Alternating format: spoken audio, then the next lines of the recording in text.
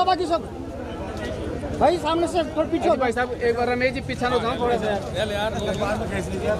हमारे बीच में वरिष्ठ भाजपा कार्यकर्ता श्री राम जी यादव जी भी पधारे, उनका भी बहुत बहुत स्वागत अभिनंदन।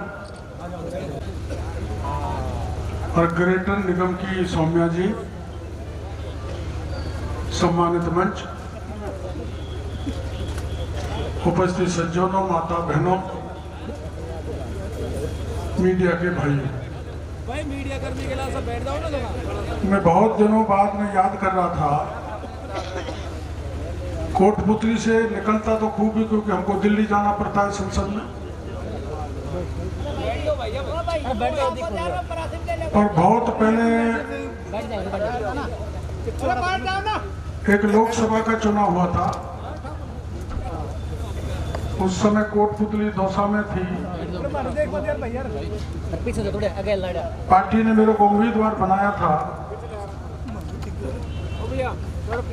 उसके बाद करीब 26-27 साल बाद एक जन सैलाब का दर्शन कोटपुतली में हुआ, जहां मुझे संबोधित करने का सौभाग्य मिला। वो भी जनाक्रोश। मैं करीबन 1 दर्जन सभाएं कर चुका हूं, लेकिन ऐसा जनाक्रोश मेरे को कहीं देखने को नहीं मिला जैसा कोटपुतली में है। मेरे बगल में जो सज्जन बैठे थे, मैं उनसे पूछ रहा था क्या चक्कर है, कि चक्कर 2 मिनट। वो कह रहे थे कि दमन बहुत है, यहाँ शोषण बहुत है, यहाँ भेदभाव बहुत है, आप जितना भी बोलोगे अखबार में भी नहीं छपेगा। मैंने कहा भाई नहीं छपेगा तो हम सड़क पे तो उतरना जानते हैं, जब तो छापना ही पड़ेगा। ये जो विकास गरीब कमजोर जाति का, प्रजापत समाज का बच्चे के माँ बाप मेरे को 4-5 दिन पहले जयपुर में मिले थे, कई दिनों से धरने पर बैठे, इसी का आक्रोश है। जनाक्रोश नाम क्यों रखा है वो मैं बता रहा हूं। मैं उनसे मिलने जाऊंगा धरने पर, और इनके जो समाज के अध्यक्ष हैं उनसे मैं निवेदन करूंगा, थानेदार जी जब तक सुन लो, कार्रवाई करनी तो कर लो, मैं कोई मंत्री काम नहीं आएगा, कब गाड़ी उल्टी हो जाएगी पता ही नहीं लगेगा।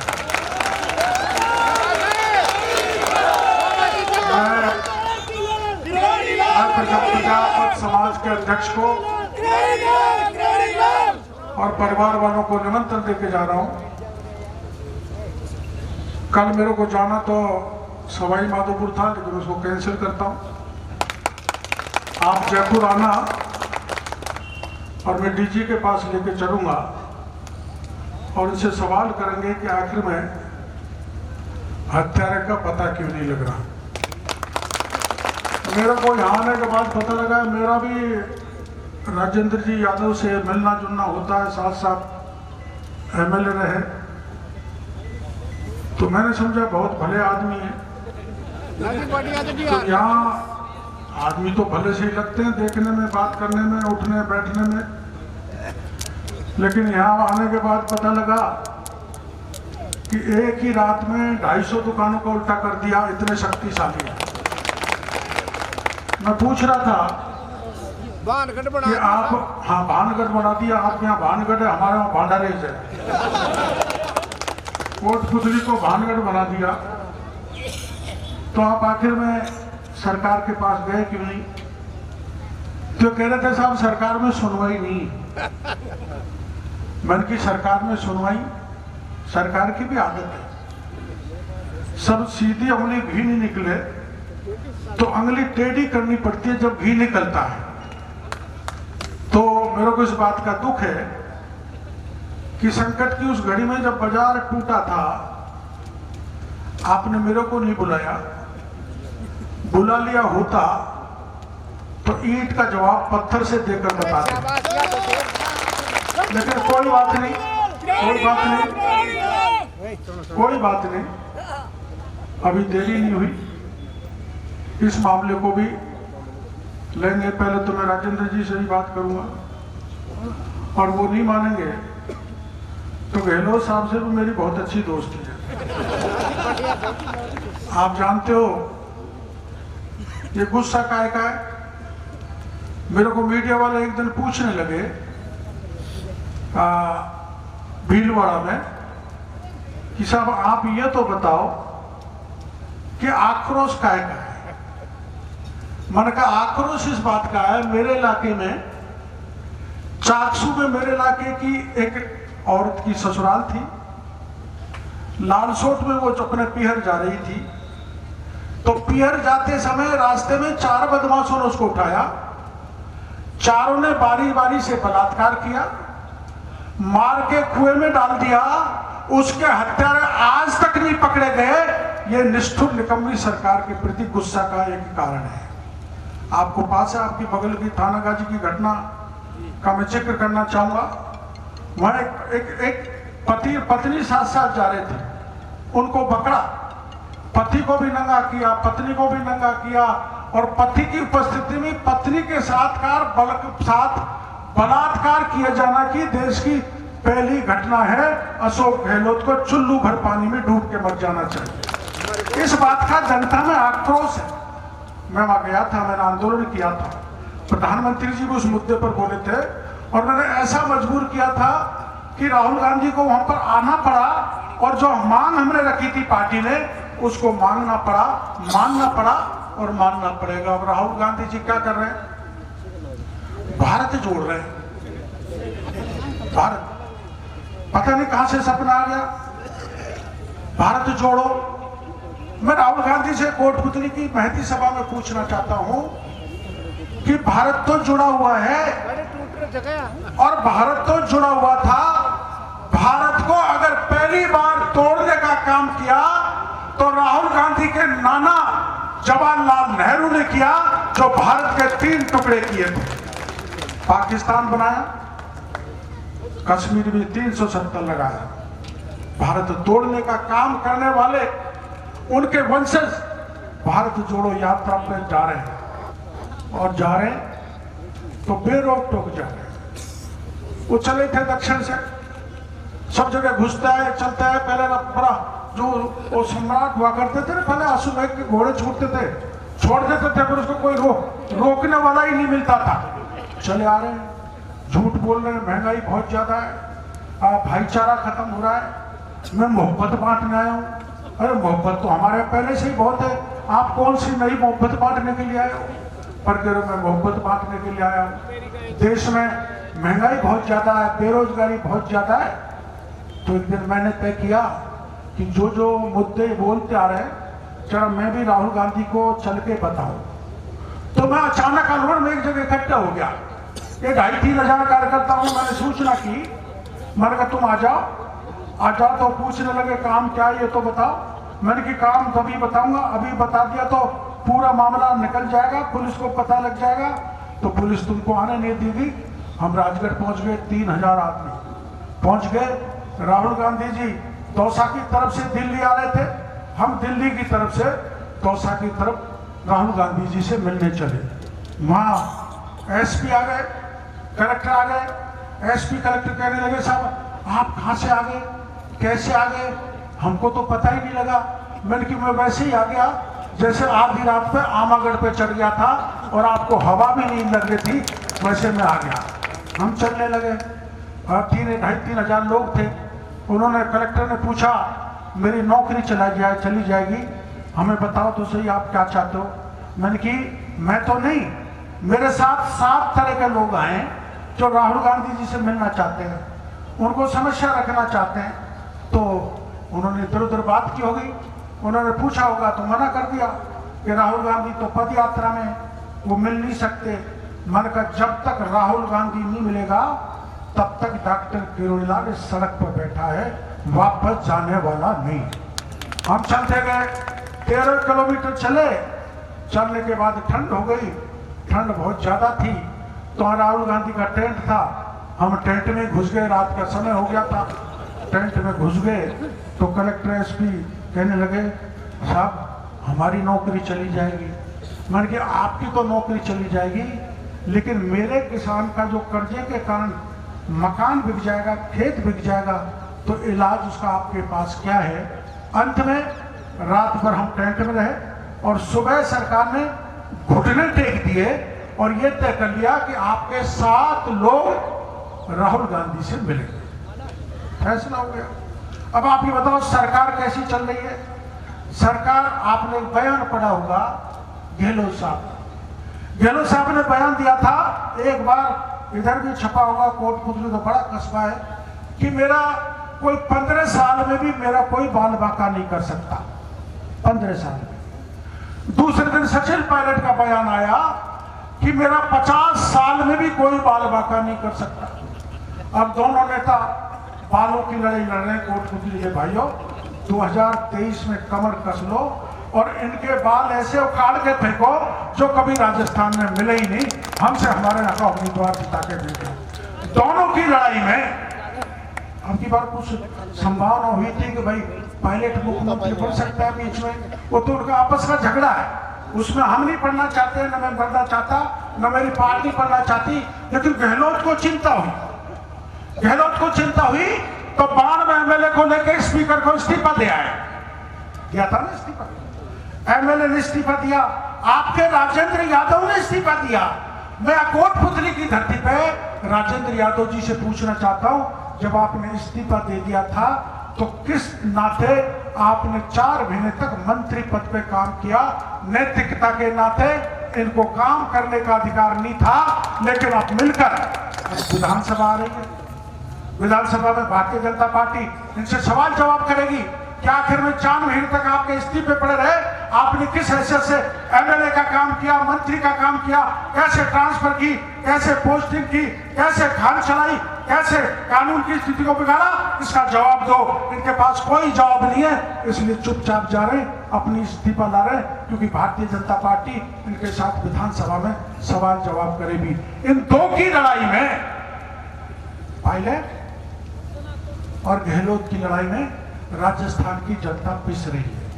और पिसने का सबसे बड़ा अगर उदाहरण मेरे को देखने को मिला है तो कोटपुतली में देखने को मिला है कि 250 दुकानों को धराशायी कर दिया। मेरी बगल में एक और सज्जन बैठा था कि हमारे बूचरा का तालाब है जो सारा वहां पोला कर डाला, हरियाणा के लोग आके इलीगल माइनिंग कर रहे हैं और विकास की हत्यारे का आज तक पता नहीं लगा। ये उदाहरण है इस बात का कि दोनों की लड़ाई में राजस्थान की जनता पिस रही है ना। राजस्थान की जनता पायलट और गहलोत की लड़ाई में सैंडविच बन गई है। 2 चाक के बीच में जिंदा बचे न कोई, ये 2 चाक है पायलट और गहलोत नाम के, जो राजस्थान की जनता को पीसने में लगे हैं। और सबसे ज्यादा पिसने का उदाहरण मेरे को कोटपुतली में मिला है। कोटपुतली के भाइयों, आप कमर कस के तैयार हो जाओ, अब की बार ऐसा बदला लो कि अब ये गहलोत तो कुर्सी पे चिपका हुआ है, गहलोत ने तो छुट्टी दे दी एमएलए को, लूटो, खाओ, पियो, मौज करो, कुछ भी पियो, कहीं भी जाओ, थानेदार से लेकर लूटो, एक्शन से लूटो। कल आपने बहरोड़ की घटना देखी है। ये महंत जी आज आने वाले थे, मैंने फोन किया महंत जी कैसे नहीं आए, कि डॉक्टर साहब आप ही मेरी तरफ से भाषण दिया ना, मेरा मूड खराब हो रहा है। मेरा मन किया कि उस डिप्टी को ऐसा सबक सिखाता जो याद रखता। मैंने कि महंत जी आपने मेरे को याद नहीं किया, वरना अपन दोनों मिलकर सबक सिखा देते तो वो आ नहीं पाए। मेरा कहने का मतलब ये है हालात बहुत खराब है। थानेदार लूट रहा है, थाना बिक रहा है, बिजली वाले लूट रहे हैं, एसडीएम लूट रहा है, भू माफिया लूट रहे हैं और नकल माफियाओं ने तो हद ही कर दी। राजस्थान में 16 परीक्षा हुई, अब तक 16 परीक्षा, 16 की 16 परीक्षा का पेपर लीक हो गया। 10 परीक्षा को रद्द करना पड़ा। एक परीक्षा में भारतीय जनता पार्टी ने बड़ा आंदोलन किया, सिविल लाइन पर हमारी पूरी पार्टी गई तो अब, और हमने सीबीआई जांच की मांग की। कि सारी परीक्षाएं के पेपर लीक हो रहे, गहलोत साहब सीबीआई की जांच कराओ। लेकिन आपको पता है, अपने अखबारों में पढ़ा होगा, मैंने बताया था पेपर कहां से छपा, कहां लीक हुआ, कहां राजीव गांधी स्टडी सर्कुलर, कहां शिक्षा सर्कुलर, वहां के माध्यमिक शिक्षा बोर्ड के अध्यक्ष ने पेपर को लीक किया। पूरे प्रमाण देने के बाद गहलोत सरकार ने राजीव गांधी स्टडी सर्किल के 4 आदमियों को गिरफ्तार किया, टीपी जारौली को बर्खास्त कर दिया। लेकिन टीपी जारौली ने जब यह बयान दिया कि पेपर लीक में केवल मैं अकेला नहीं हूं, इसमें बड़े बड़े नेता हैं, उनकी चोटी पकड़ो, मेरे बर्खास्त करने से काम नहीं चलेगा। तो हमने सीबीआई की मांग की थी, गहलोत साहब ने सीबीआई की मांग नहीं की और उस टीपी जारौली को आज तक पुलिस ने नहीं पकड़ा, बल्कि उनको क्लीन चिट दे दी। लेकिन मैं आपको कह के जाना चाहता हूं, इस देश का प्रधानमंत्री नरेंद्र मोदी भ्रष्टाचार को बर्दाश्त नहीं करता है। नरेंद्र मोदी की ईडी आ रही है, जिन जिन ने खाया है मुंह का खाया हुआ नाक से निकलवाएगी ईडी। इस बात का आश्वासन मैं आप भाइयों को देना चाहता हूं। भारी भ्रष्टाचार, 16 पेपर के 16 पेपर लीक हो गए। अभी हमारे सीनियर टीचर्स का पेपर लीक हुआ है। मैंने कहा आरपीएससी ने लीक किया, आरपीएससी के चेयरमैन का बयान आया नहीं। मैं भले आप कोटपुतली में कहना चाह रहा हूं, अगर ईमानदारी से इसकी जांच कराए तो आरपीएससी निकलेगी। हर पेपर को आरपीएससी लीक कर रही है। थानेदार का पेपर लीक, सिपाही का पेपर लीक, लेक्चरर का पेपर लीक, आरएस का पेपर लीक, और ये पेपर सीनियर टीचर का लीक हो गया। जो मैंने नाम बताए थे, सुरेश ढाका और भूपेंद्र, उसको समय दे दिया सरकार ने पार करने के लिए, वो नेपाल चले गए। मैंने कल डीजी को फोन किया था, डीजी साहब सुन लो, जिस अधिकतम कोचिंग, जिस जयपुर में जिस अधिकतम कोचिंग से पेपर लीक हुआ, कल डॉक्टर किरोड़िया उस कोचिंग पे बुलडोजर लेके जाएगा और उसको तोड़ेगा। ये मैंने कल चेतावनी दी थी, आपके वीडियो में मोबाइल मारा होगा। मेरी इस धमकी के बाद आज उस कोचिंग इंस्टीट्यूट को सरकार तोड़ रही है। यह हम बर्दाश्त किसी भी तरह से नहीं कर सकते। योगी आदित्यनाथ जैसा राजस्थान का बुलडोजर, ठहर जा भयो, लाल ठहर जा थोड़ी देर। राजस्थान में गहलोत का बुलडोजर भूमाफिया पर नहीं चलता, नकल ग्रोह पर नहीं चलता, शराब माफिया पे नहीं चलता। बुलडोजर कहां चलता है? आपने देखा होगा राजगढ़ में 3 साल पुराना शिव मंदिर को तोड़ने का काम किया तो गहलोत की सरकार ने किया। ये गहलोत सरकार हिंदू विरोधी है, बहुसंख्यक विरोधी है और इसको तुष्टि करनी चाहिए। यह अर्थ आपने देख लिया। राहुल गांधी कहता है कि पूरे देश में तनाव का माहौल है। तनाव का माहौल कहां चालू हुआ आपको पता है? सबसे पहले देश में अगर सर तन से जुदा किया है तो कन्हैयालाल टेलर का उदयपुर में किया है और वही नारा लगा था सर तन से जुदा, और वो पूरी दुनिया में पहुंच गया। भीलवाड़ा में सांप्रदायिक दंगे हुए, करौली में हुए, जयपुर में हुए और ये सरकार नाकाम रही। इसलिए जो हमारा 7 लोगों का प्रतिनिधिमंडल राहुल गांधी की तरफ जाके मिलना चाहता था, हम बढ़े तो 7 लोग तय हुए थे। उन 7 लोगों में किसान था। सत्ता में आने से पहले गहलोत साहब ने और खुद राहुल गांधी ने या भाषणों में कहा था 1 2 3 4 5 6 7 8 9 10 दिन में सारा कर्जा किसानों का माफ कर दिया जाएगा। कर्जा माफ हुआ?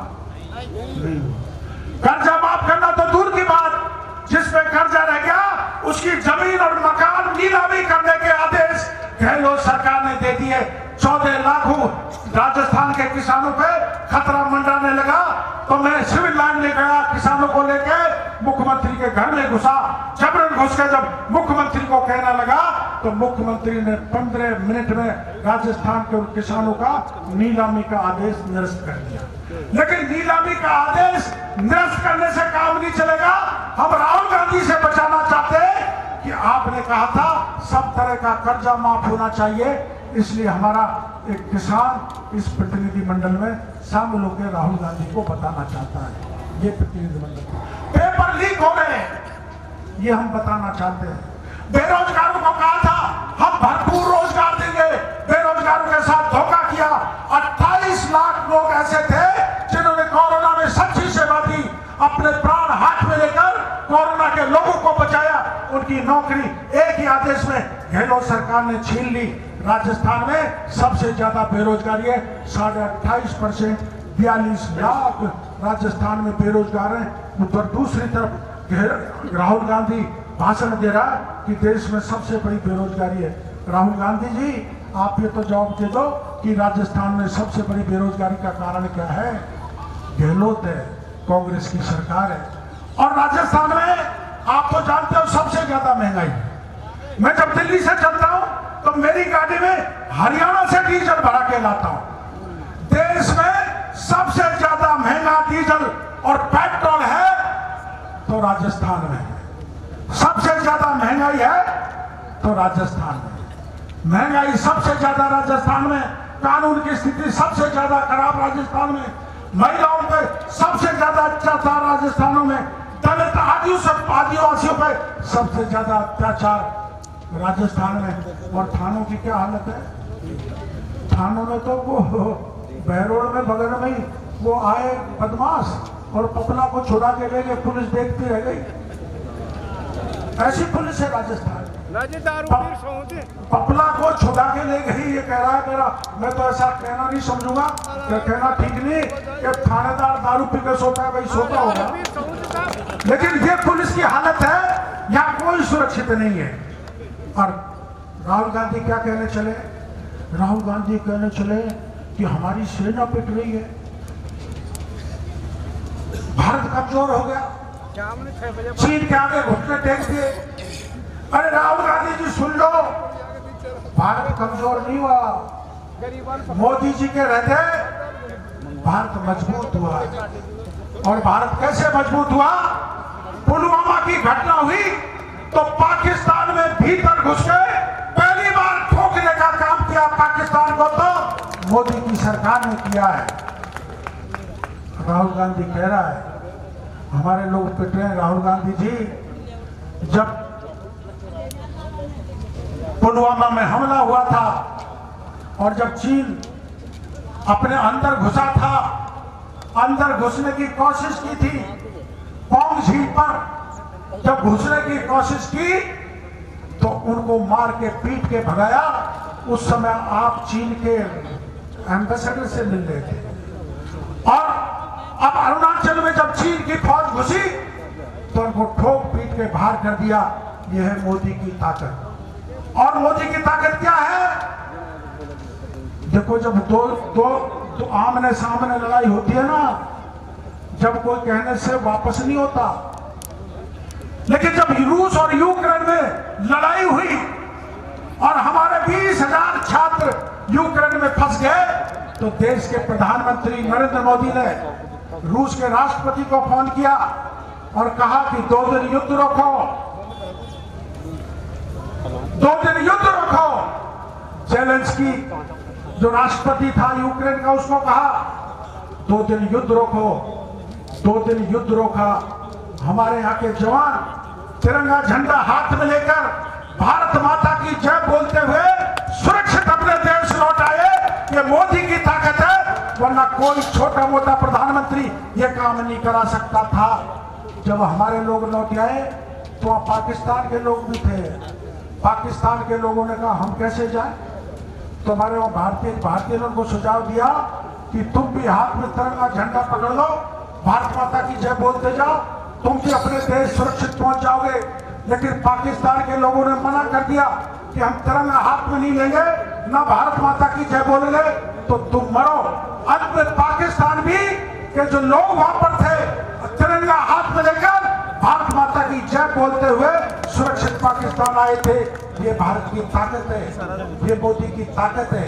इसलिए मेरे भाइयों, आपको ये जानकारी है, अगर देश का गौरव बढ़ा है दुनिया में, सबसे ताकतवर अगर प्रधानमंत्री या नेता है तो नरेंद्र मोदी है।